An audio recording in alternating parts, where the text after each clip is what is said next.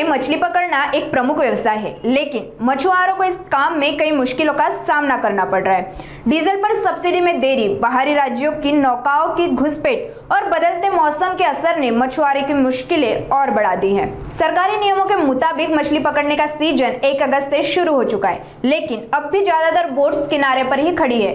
बदलते मौसम का सीधा असर अब कोकण की मछुआरी पर साफ दिखने लगा है। शासनाच्या नियमानुसार 1 ऑगस्ट पासून मच्छीमारी चालू होतं, पण यावेळेला हे जे क्लायमेट आहे, हवामान जे आहे, त्या हवामानामध्ये एवढं बदल झालेला आहे की त्यामुळे पाण्याचं वगैरे करंट भरपूर आहे, समुद्र खवळलेला आहे, त्यामुळे बोटी बाहेर जाऊ शकत नाही।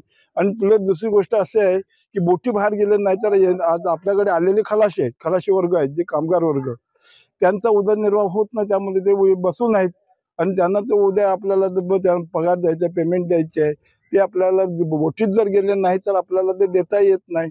त्यामुळे आज उपासमारच आणि याच्यासाठी आपल्याला शासनाकडे आम्ही नेहमी मागणी करत असतो की याच्यासाठी आपल्याला काहीतरी वेगळं ठोस मच्छीमारांसाठी वेगळं तुम्ही निधी एक द्या आणि त्या निधीमुळे मच्छीमार येते। आणि दुसरी गोष्ट, आज डिझेलचा प्रॉब्लेम आहे, डिझेलचा पण परतावा व्यवस्थित येत नाही आणि काय बोटींना तर डिझेल ही देऊ नका म्हणून शासनाकडून आपल्याला सोसायट्यांना पण पत्र जातं, त्यामुळे त्यांना डिझेल आलं की जे ट्रॉलिंगचं लायसन आहे, याचं नेटचं लायसन आहे, पण तरी पण त्यांना डिझेल देत नाही, त्यामुळे त्यांना जो रिफंड मिळणार आहे तो पण जातो। आणि प्रायव्हेटकडून किती दिवस घेणार, ते प्रायव्हेटमधून घेता त्यांना नाकी नव्हतं, त्यामुळे त्यांच्यावर आज उपासमारीची पाळली आलेली आहे। आणि जोपर्यंत हे क्लायमेट व्यवस्थित होत नाही तोपर्यंत बोटी काही समुद्रात जाऊ शकत नाही, त्यामुळे आज हे बोटी आपल्या जागेवरच खाडीमध्ये पडून राहिलेल्या।